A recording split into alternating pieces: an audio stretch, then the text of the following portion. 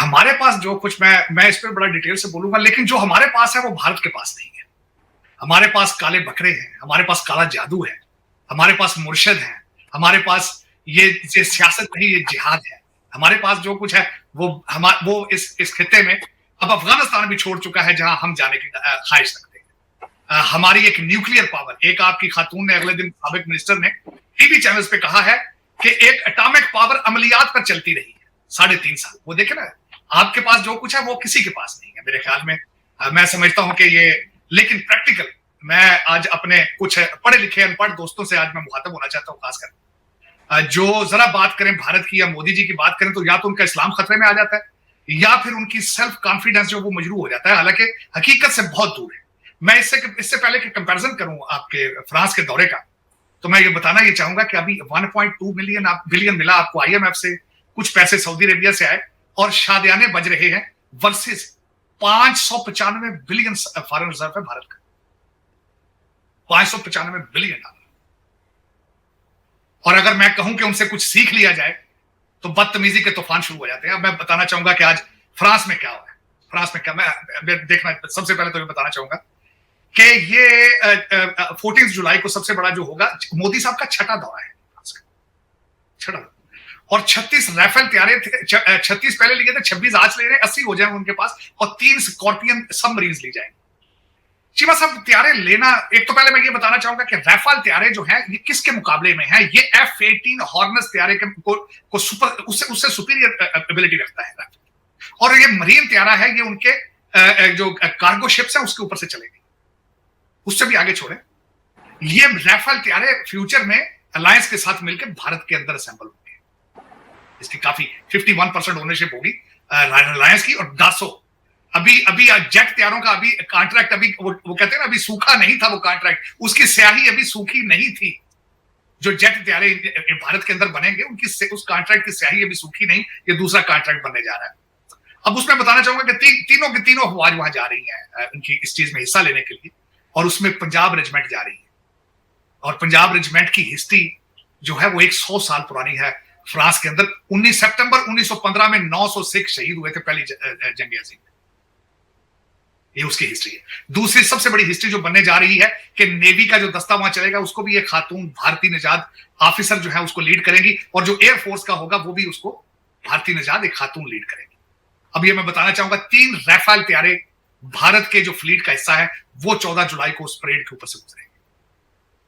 और उसके बाद एक शिप जो है वो भी जा चुका है, चेन्नई जिसका नाम है, जो वहां पे साइड पे वो उनकी पोर्ट के ऊपर जो है वो वहां खड़ा होगा। और तराना क्या चलेगा वहां पे, सारे जहां से अच्छा है हिंदुस्तान में हमारा, ये तराना, इसकी धुनें प्रैक्टिस इसकी की जा रही है। और उसके बाद ये जो सबसे बड़ी बात ये है कि इस वक्त इस साल इस कुछ शॉर्ट पीरियड में 9 नई एम्बेसियां खोली गई हैं अफ्रीका के अंदर, सिर्फ इस वजह से असला बनेगा भारत में, बिकेगा अफ्रीका में, दुनिया में बेचेंगे, इसकी तैयारी हो रही। और वर्सेस अगर हमारे जैसा बंदा करे कि अपने पड़ोसियों से कुछ सीख लें तो बदतमीजी के तूफान शुरू हो जाते हैं। अगर कहा जाए कि भारत बुलंदियों को टच कर रहा है तो भी देखो, मैं एक वाहिद पाकिस्तानी हूं जो चीखता रहा हूं, अपने बच्चों को कहता रहा हूं कि भारतीय अखबारें पढ़ा कर। पढ़े किस तरह? इंग्लिश तो आती नहीं, ट्वीट करते हैं उर्दू में करते हैं, एक दूसरे को सारा दिन ट्रोलिंग करते हैं उर्दू में करते हैं। अंग्रेजी एक चैनल नहीं है, अंग्रेजी एक अखबार नहीं है। फिर काले बकरे के रेवोल्यूशन आएगा ना, काले बकरे। और उस पर मुझे शर्मिंदगी होती है कि मैंने आपको शायद बताया था कि वॉशिंगटन डीसी में एक डिप्लोमेट ने एक दिन मुझे पूछा था कि इज इट ट्रू कि बनीगाला के अंदर मुर्गियां जलाई जाती हैं? तो आपके पास भी बहुत कुछ है, सोचने की बात। लोग ये वही तरक्कियों को टच कर रहे हैं, डीएनए सेम है, सोचे एक है, खाना एक है। अगर नहीं है तो नेशनलिज्म नहीं है। और मोदी जी का मैंने अगले दिन कहा था, मोदी जी ने भारत को सबसे बड़ा तोहफा जो दिया है वो नेशनलिज्म का तोहफा है, सबसे बड़ा। मैंने ये कहा था कि मोदी साहब जैसा इंसान पाकिस्तान में चाहिए जिसके अंदर नेशनलिज्म हो। अब भी मेरी रिक्वेस्ट है to whom it may concern, जो मेरी खबरें आ रही है कि निगरान हुकूमतें आपकी IMF बनाएगा, क्योंकि 3 किस्तें भी रहती हैं उनकी। आपका निगरान सेटअप वॉशिंगटन डीसी में IMF डिसाइड कर रहा है कौन होगा, बाकर साहब होंगे या हफीज शेख साहब होंगे, कौन होंगे? तो मेरे ये उन 25 करोड़ लोगों के लिए मैसेज है, वो पाकिस्तानी नहीं है भाईजान, वो अमेरिकन एम्प्लॉई है, अमेरिकन इंस्टीट्यूशंस के एम्प्लॉई हैं। सिर्फ उनका इंटरेस्ट देखेंगे, वो आपका इंटरेस्ट नहीं देखेंगे।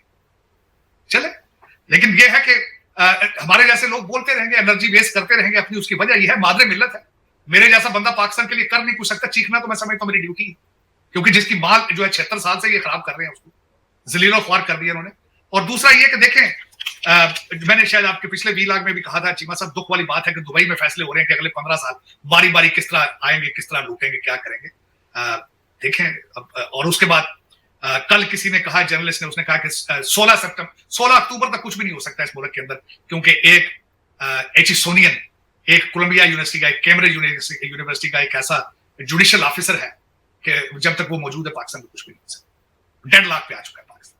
तो चले चीमा साहब, यही होता है। लेकिन फ्रांस के अंदर they are moving towards the next level. अब मैं बताना चाहता हूं एक और बड़ी इंटरेस्टिंग बात, चीमा साहब, मैं वाहिद समझता हूं, चंद और भी पाकिस्तानी होंगे, कि इस वक्त जो फ्रांस के अंदर इंडियन एम्बेसडर है, जावेद अशरफ उनका नाम है। मेरी आज से 20 साल पहले उनकी भारत में मुलाकात हुई थी। मैं एक फॉरेन डेलीगेशन के साथ, अमेरिकन डेलीगेशन के साथ वहां गया था। तो फीकी एक ऑर्गेनाइजेशन है, जिस तरह आपका चेंबर ऑफ कॉमर्स है, उसका दिल्ली के अंदर था, हमारी प्रेजेंटेशन थी और लंच था। तो स्पीकर ये जावेद अशरफ साहब थे। ये इंडियन एम्बेसी वॉशिंगटन डीसी में सर्व करके गए हैं और इस वक्त फ्रांस के अंदर वो एम्बेसडर है। मैंने रिसेंटली जब एक आर्टिकल पढ़ रहा था, उन्होंने बड़े अच्छे तरीके से बताया। उन्होंने कहा कि फ्रांस के साथ सिर्फ हमारा डिफेंस का नहीं है, फ्रांस वो मुल्क है, जब 1998 में हमने एटॉमिक धमाके किए थे, सारी दुनिया ने छोड़ दिया था, फ्रांस हमारे साथ खड़ा। उन्होंने कहा फ्रांस के साथ हमारे रिलेशनशिप सिर्फ डिफेंस के नहीं है, सिर्फ राफेल के हमारे साथ इनके रिलेशनशिप नहीं है, हमारी पॉलिटिकल आइडियोलॉजी एक है, हम इंडियन ओशन के अंदर हम इकट्ठे हैं, हमारे एटॉमिक रिलेशनशिप है एक दूसरे के साथ। और दूसरी मैं जो बात बताना चाहता था, खासकर इस हवाले से जब मैंने पढ़ा है कि राफेल तैयारे जो है उनका तो 51% रिलायंस है और भारत के अंदर बनेंगे उसके ज्यादातर इक्विपमेंट। जो उन्होंने सबमरीन्स ले रहे हैं, जिनके मैं स्कॉर्पियन बात कर रहा था, मैं ये भी इतलान अर्ज करना चाहता हूं, वो भी साउथ मुंबई के अंदर बनी है। बनी वो फ्रेंच टेक्नोलॉजी है, लेकिन बनी मुंबई में है तीनों के तीनों। उनकी सबसे ज्यादा जो उनकी स्ट्रेंथ है कि they can fire a missile from the sea to the outer space. और दूसरा 8 तैयारे जो राफेल है, इनके शिप कैरियर है, उसके ऊपर कारनथ क्या उसका नाम है, गोवा में होगा स्टेशन, उसके ऊपर 8 ये तैयारे खड़े होंगे। और उसमें जो मैं समझता हूं कि उन्होंने कहा है, जिस तरह उन्होंने 5 इसके बताए थे, हमारे इंडिया और फ्रांस के 5 पिलर्स हैं रिलेशनशिप के, जिसमें उन्होंने कहा कि डिफेंस स्ट्रेटेजिक, उसके बाद एटॉमिक रिलेशनशिप, पॉलिटिकल आइडियोलॉजी, और फिर उसके बाद उन्होंने ट्रेड की कई बातें की हैं। लेकिन उन्होंने कहा है, और मैं समझता हूं कि ना सिर्फ पिछली दफा मैंने अपनी आंखों से खुद आई विटनेस ऑफ मोदी साहब trip to Washington DC, that was the highest level possible. और इससे बड़ा लेवल क्या हो सकता है कि जब तीनों के तीनों फोर्सेस जो है वो फ्रांस में शाज़-ए-लीज़े पे परेड करेंगे और धुन बजेगी उसके के सारे जहां से अच्छा है हिंदुस्तान हमारा। अब इससे आगे आप अपने डिप्लोमेटिक या अपने रिलेशनशिप, डिफेंस, ट्रेड के इससे आगे कहां लेकर जाएंगे आप। लेकिन इस वक्त अगर देखा जाए, मेरी ये हम्बल एक रिक्वेस्ट होगी, करना ना करना अलग बात है, लेकिन इसकी कवरेज को देखें। हर पाकिस्तानी को चाहिए इस कवरेज को देखे, इन खबरों को पढ़े, शायद कभी हमें जिंदगी में शर्म आ जाए। हम तो ब्लॉक कर देते हैं खबरें, हम चलाते ही नहीं है ये खबरें, ब्लॉक कर देते हैं। वो समझते हैं कि इससे पता नहीं क्या होगा, लेकिन ये होता है ना कि खित्ते की खबर होती है कि बांग्लादेश में ये हो रहा है, भारत में ये हो रहा है, हम तो वो खबर भी नहीं चलाते। तो ये भी मैं समझता हूँ एक बात तो कोई मुनासिब नहीं है। समझ आप, जैसे आप कह रहे हैं कि कम से कम देखिए किस डायरेक्शन में जा रहा है, तनकीद भी करें, लेकिन कुछ ऐसी चीजें भी सीखने की कोशिश करें जिसमें तामीरी चीजें भी हों। जो आखिर भारत हमारा नेबर है, हम कहीं जा सकते हैं ना, वो जो साढ़े वास्ते चलता है, भारत में थोड़ा जा इंडियन ओशन तक छड़ना सी, लेकिन वो नहीं। लेकिन ये कि चीमा साहब, मेरे ख्याल में इस वक्त अगर देखा जाए तो अब ये दौर ऐसा, इस वक्त आप इकोनॉमिक क्राइसिस में है, और इकोनॉमिक क्राइसिस को किस तरह ठीक किया जा सकता है? ट्रेड के जरिए, मैन्युफैक्चरिंग के जरिए, एग्रीकल्चर चीजों के जरिए। और लेकिन ये कि आपके पास देखें, अब मैं जिस तरह मिसाल लेता हूं, मोदी जी की मिसाल दी तो गले पड़ जाते हैं लोग। अब मैं चाइना से कहता हूं कि किकबैक्स ले लेते हो, वहां जिस तरीके से करप्शन को कंट्रोल करते हैं, वो क्यों नहीं सीखते वहां से? वो गोली मारते हैं, और जो गोली के पैसे हैं वो भी लॉयल किन से लेते हैं? ये मैंने खुद पढ़ा चाइना के उनके रूल्स के मुताबिक, जो वो 10 रुपए की गोली ले होती है जिससे मारते हैं, वो भी उसके बिल पे जाती है। हाँ, जब जेल में जाता है बंदा, उसको बाहर आने का खर्चा भी खुद देता है, उसको लेबर पे लगाया जाता है, उसमें से उसका खर्चा काटा जाता है जेल में। ये तरीके वहां से क्यों नहीं सीखते? किकबैक्स लेते हो, करप्शन नहीं सीखते हो, हर जगह से, टर्की से और हर चीज से सीखते हो, ये क्यों नहीं देखते हो वो तरक्की किस तरह कर रहे हैं? मेरे समझ से ये बात, मैं जब चैलेंज करके कहता हूं कि दुनिया की 400 साल पुरानी यूनिवर्सिटियां हैं, उनकी डिग्रियां आप पर खत्म हो चुकी हैं, आपके ऊपर से गुजर जाती, आप वहां से सिर्फ मनी लॉन्ड्रिंग सीखते हैं। आपको इस वक्त तबाह करने वाले सारे के सारे आईवी लीग स्टूडेंट पढ़े, डिग्री याफ्ता है या ऑक्सफोर्ड और कैम्ब्रिज के पढ़े, आपकी सारी ब्यूरोक्रेसी बाहर से पढ़ के जाती है, सारी करप्शन में इन्वॉल्व, सारी। और अब मेरे जैसा बंदे को दुख तो होगा कि आईएमएफ डिसाइड करेगा आपका इंटर्न गवर्नमेंट, आपका वजीर आजम कौन होगा और आपका फाइनेंस मिनिस्टर कौन होगा। ये शर्मिंदगी नहीं तो और क्या है? और क्यों है? क्योंकि अगले 3 महीने में उन्होंने महीने बाद किस देनी है आपके पास चॉइस ही कोई नहीं। आप इस तरह मजबूर हैं, आप घुटनों पे पड़े आप। डॉक्टर साहब, secretary of state, American secretary of state Antony Blinken की स्टेटमेंट आ गई है कि हम बड़े खुश हैं इस बात पे कि पाकिस्तान को आईएमएफ से $2 बिलियन $3 बिलियन मिले, और वो कहते हैं कि we urge Pakistan to continue working with IMF for macro economic reforms and sustainable economic recovery. Doctor साहब, ये macro economic reforms American and IMF कह रहा है और सस्टेनेबल इकोनॉमिक रिकवरी वो कह रहे हैं हम तो आपका साथ देंगे, आप भी थोड़ा सी हिलजुल करो तुसी। तो डू यू थिंक ये पॉसिबिलिटी है जो यूएस सेक्रेटरी ऑफ स्टेट ने कहा? नहीं, क्योंकि ये आपको पहला और आखिरी प्रोग्राम नहीं है आईएमएफ का। पहले भी आईएमएफ के प्रोग्राम होते रहे पाकिस्तान के अंदर। आप कौन सा गांव पे खड़े हुए कभी आए थे? आप खुद ही पाकिस्तानी नहीं बनना चाहते। जब पाकिस्तानी पाकिस्तान को बचाना ना चाहे तो दूसरी ताकतों के टोनी ब्लिंकन की स्टेटमेंट क्या करेगी? क्या करेगी? इस वक्त करप्शन रोकने की कोशिश क्यों नहीं की जा रही? क्यों नहीं की जा रही? मैंने आज एक आर्टिकल पुराना पढ़ा है कि जब आपके वहां पे कोविड के दौर के अंदर जो पैसे आपको ग्रांटें आती रही हैं, उसमें इतनी इन्होंने उसमें करप्शन की है, सोच नहीं सकता। कोई जवाब सवाल ही नहीं, पूछने वाले नहीं। आज भी ईसीएल में बिल्कुल छोटी सी है, बिल्कुल। मैं समझता हूं अगर आज मुझसे पूछा जाए, सिर्फ उन लोगों को सेटअप में लाना चाहिए जो पाकिस्तान में हो, उनके बच्चे पाकिस्तान में हो, अकाउंट पाकिस्तान में हो, और उनको लाने के बाद उनसे कहा जाए तुम्हारे नाम ईसीएल में होंगे। अगर तुमने वजीर बनना है, वजीर आजम बनना है, चीफ मिनिस्टर बनना है, your name will be in ECL. और अपनी डिक्लेयर करके आओ। अपने गोश वाले तो खैर होते हैं, सबके डिक्लेयर करते हैं, भैड़ा भरावां दे नाल खाबे कर ला पे। आप किसी ना किसी छोटे से किसी अफसर को देख लें, सालों के नाम पर प्रॉपर्टियां ले लेते हैं, बहनोइयों के नाम पर ले रहे हैं। हर एक बंदे को पता है, मेरे जैसा बंदा वॉशिंगटन डीसी में बैठा पता है कि आप किस तरीके से करप्शन करते हैं। जो एजेंसियां वहां बैठी उनको तो हर चीज का पता है। पाकिस्तान तो एक ऐसा शहर है, पाकिस्तान तो एक ऐसा मुल्क है कि डाका डलने से एक दिन पहले पता चल जाता पुलिस को कल डाका पड़ना। आपको तो पता है साहब, लेकिन बचाने की कोशिश कोई नहीं कर रहा। मैं दुख वाली बात तो ये है कि एक वाहिद इंसान, कोई माँ एक पूरा बच्चे नहीं पैदा कर रही है जो रोक सके इन सारी चीजों। पता नहीं क्या ट्रेजेडी, अल्लाह जानता है। और दूसरी बात यह है कि खासकर जब मैं देखता हूं कि एग्जैक्टली वाघा बॉर्डर से दूसरी तरफ जो है वो कुछ और है, बिल्कुल सिस्टम ही कुछ और है। ये देख ले फ्रांस का, जो फ्रांस में हो रहा है। पहले देखे जिस तरह अमेरिका में होके गया, डायस्पोरा देखे, जिधर जाते हैं डायस्पोरा उनका छा जाता है। तालीम देखे, वो इंडियन इंस्टीट्यूट ऑफ टेक्नोलॉजी पूरी दुनिया में एक रेवोल्यूशन लेके आ रहा है। दुबई में उसकी ब्रांच खुल गई तारड़ साहब, और अभी मोदी साहब फ्रांस में अपने डायस्पोरा से खिताब कर रहे हैं पेरिस में इस वक्त। और इसके बाद वो यूएई में जा रहे हैं। इसके बाद फ्रांस के बाद यूएई में उनका क्लस्टर। मैं हैरान हो रहा हूं, $600 बिलियन उनका, $595 या $597 billion foreign exchange of India. अब जरा देखें, और आपको 1.2 बिलियन मिला है। आप घुटनों पे हैं और वजीर आजम भी आईएमएफ का होगा। कंपैरिजन कर ले आप, करें कंपैरिजन, फिर वो ये दर हकीकत कौमों, मैं समझता हूं कि कौमों के अंदर जब लीडरशिप कोई ना हो, जब काले बकरे चल रहे हो, जिस तरह खातून का मैं इतना बड़ा फैन नहीं हूं जिन्होंने स्टेटमेंट दी है, उनका अपना भी इसी तरह की चीजें हैं उनकी, लेकिन उन्होंने बड़े खूबसूरती से कहा, उन्होंने कहा दुनिया की वाहिद इस्लामिक सुपर पावर अमलियात पे चलती रही 3.5 साल, अमलियात, काला जादू। और के बाजवा साहब टेंशन ना लो, इंडिया की टेंशन नहीं लेनी, मैं रात को रुपोच के आवांगा, सवेरे तो दसांगा की करना है। ऑक्सफोर्ड, नया पाकिस्तान, रियासत मदीना। तो अब तो खैर वो मुर्शद बन चुके हैं, अब तो पीरो मुर्शद है ना जी, अब तो बड़े बड़े मुरीदान हैं। अब तो इस वक्त को 5 करोड़ बंदा मुरीदान। मेरे ख्याल में तो उनको तवीज शावीज शुरू कर देना चाहिए। करते हैं वैसे तवीज तो उनके चल ही रहे हैं, लेकिन चलो देखें अमलियात, काला जादू, काले जादू में भी ये देखें, ये कितना बड़ा टाइटल है कि दुनिया की वाहिद इस्लामिक पावर जो है वो काले जादू पे चल रही है। आपको तो राइफल की जरूरत ही नहीं, आपको क्या जरूरत राइफल की? गली गली राफेल चल रहा है। खान साहब कहते थे कि मेरी बीवी को 48 घंटे पहले पता चल जाता होना। हमें 62 राफेल की जरूरत नहीं थी, गली गली राफेल चल रहा है। आपका भुट्टो अभी तक जिंदा है। एक तरफ काला जादू है, काला जादू सर चढ़ के बोल रहा है, और 25 करोड़ की आबादी में से 20 करोड़ जो है मर्दाना कमजोरी के पीछे पड़े हैं। हर दीवार के ऊपर लिखा हुआ है 20 करोड़ तो वैसे कमजोर है, और दूसरे जो 5 करोड़ है वो मुर्शद मुरीद ने सारे। ये क्या बंदा करे, मेरे तो समझ नहीं आती। मैं कसम से जब देखता हूं, ये आज मैं जो फ्रांस की चीजें सारी पढ़ रहा हूं, देख रहा हूं, और उसके बाद कुछ समझ नहीं आ रही कि यार ये हम जैसे ही लोग हैं, जबान भी हमारे वाली बोलते हैं, खाते पीते भी हमारी जैसी चीजें हैं, कपड़े भी हमारे जैसे, और सोचे भी एक जैसी। बॉलीवुड देखे ना आप, कितना पॉपुलर है बॉलीवुड पाकिस्तान के अंदर, इसी वजह से ना, क्योंकि आपकी सिमिलैरिटीज हैं। लेकिन इधर सिमिलैरिटी को नहीं, नेगेटिव सिमिलैरिटी, तरक्की वाली तरफ नहीं जाना, तरक्की वाली तरफ। कहते हैं भारत की तारीफ क्यों करते हैं आप? भाई यार खुद आता ना लाओ। अच्छा मैं चाइना की तारीफ करूं तो फिर मैंने कहा ना वहां से करप्शन का हल ढूंढ लाओ जाके, वहां से किसी और की तारीफ कर लेते हैं, जो तुम्हारे बांग्लादेश की तारीफ कर लेते हैं। अब तो अफगानिस्तान की भी तारीफ करें तो फिट पड़ जाती है आप पे, क्योंकि आप बस्तियों पे जा रहे हैं मुसलसल। मैंने आपको कहा था कि आपके पढ़े लिखे पढ़ लोगों से मैं बात करना चाहता हूं, क्योंकि पढ़े लिखे लोग हमारे अंदर हकीकत हम समझते हैं जिसके पास डिग्री है वो पढ़ लिख गया, हालांकि ये नहीं होता।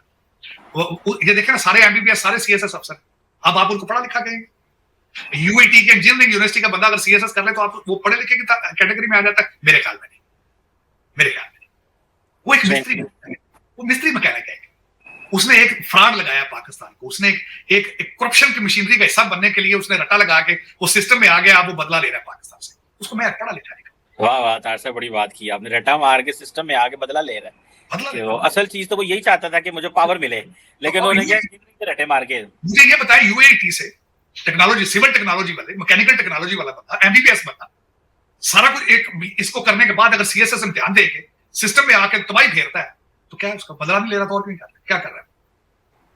और मुझे आप कहेंगे तालीम याफ्ता आदमी है, मैं नहीं मानूंगा ये बात। उसको क्या मैकेनिक है, उसको क्या पता है नट किथे लगना, बिल्डिंग में खड़ी करनी, कितना सरिया पाना, कितना सीमेंट पाना, ओदी तालीम थे।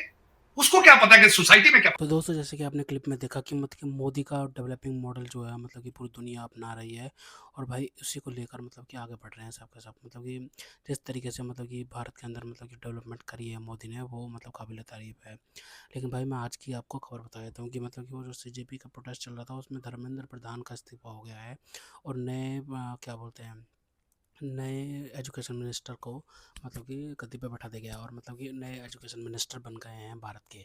ठीक है, उनका नाम है प्रहलाद जोशी जी बन गए हैं मतलब कि नए क्या बोलते हैं एजुकेशन मिनिस्टर। और उन्होंने मतलब कि भाई साहब कार्यभार संभाल लिया है, और वो भाई साहब मतलब कि वो आरएसएस के ही सदस्य थे। ठीक है, आरएसएस सदस्य होने के साथ साथ भाई साहब वो मतलब कि भाई साहब बीजेपी में जुड़े हुए थे, और भाई साहब बहुत टाइम से वो काम कार्य कर रहे थे भाई साहब। अब मतलब कि जो पहले मांग हो रही थी कि भाई साहब एजुकेशन मिनिस्टर हटाया जाए, अब तो एजुकेशन मिनिस्टर हटा दिया, और भाई साहब बना तो भाई साहब बीजेपी का फिर से मिनिस्टर है, तो भाई साहब इसमें कौन सी कोई वो बड़ी बात हो गई। ठीक है, तो भाई मतलब आना तो बीजेपी का मिनिस्टर ही था। ठीक है, कैसे नहीं कह सकते, वो आना तो था ही।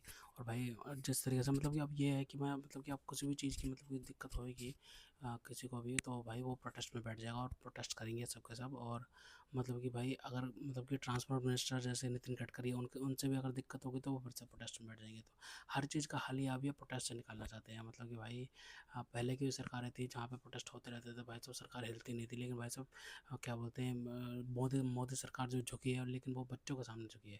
जो कि भाई साहब ये जो स्टूडेंट्स हैं उनके सामने झुकी है, मतलब कि उनके सामने नहीं झुकी, जो कि मतलब कि भाई साहब मतलब कि किसी सरकार के सामने, किसी अपोजिशन पार्टी के सामने नहीं झुकी है। जो मोदी सरकार है भाई साहब वो झुकी है तो सिर्फ और सिर्फ बच्चों के जो प्रोटेस्ट हो रहे थे, वो जो मांग भी जायज़ थी एक तरीके से। मतलब कि ठीक है, मतलब कि आपको इस्तीफा चाहिए था, इस्तीफा मिल गया है। ठीक है, हाँ, धर्मेंद्र प्रधान का। और भाई साहब अब वो बीजेपी का क्या बोलते हैं, नए प्रहलाद जोशी जी आए हैं, जो कि भाई साहब भारत के नए एजुकेशन मिनिस्टर हैं। ठीक है,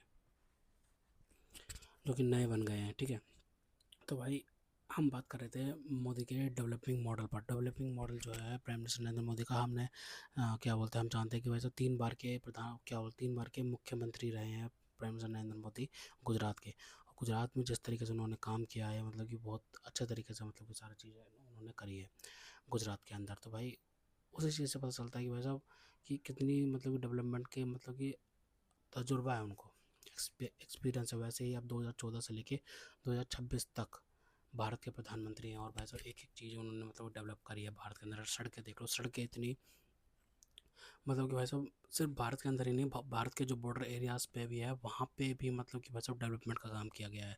जो बॉर्डर रोड ऑर्गेनाइजेशन है, ठीक है, BRO, उन्होंने मतलब कि भाई साहब बहुत ज़्यादा मतलब कि भारत को सिक्योर करा है।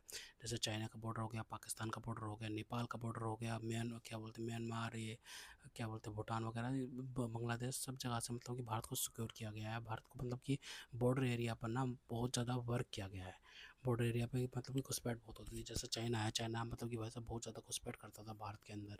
ठीक है, मतलब कि वो तो क्लेम करता है ना भारत का भी हिस्सा, मतलब कि जो वो क्या बोलते हैं अरुणाचल प्रदेश है वहाँ पे क्लेम करता है, पूरा लद्दाख क्लेम करता है। ठीक है भाई साहब, तो भाई वो क्लेम करता रहेगा। और भाई साहब उसकी क्या बोलते हैं विस्तारवादी जो क्या बोलते हैं जो इनकी विचारधारा है चाइना वालों की, उनको तो पूरा नहीं होने दिया जाएगा। क्योंकि भाई साहब भारत ने इतनी डेवलपमेंट कर दी है ना बॉर्डर रोड पे।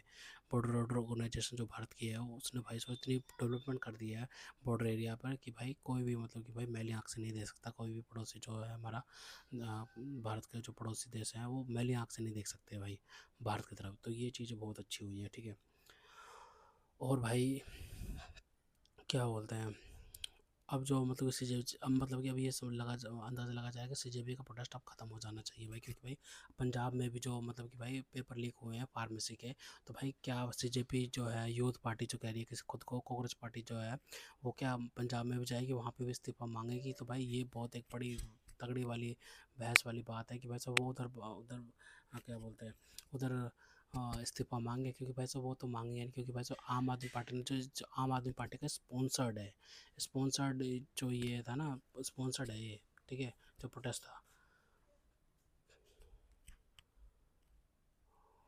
तो उस वजह से भाई पता चलेगा कि भाई अब क्या होता है, ठीक है।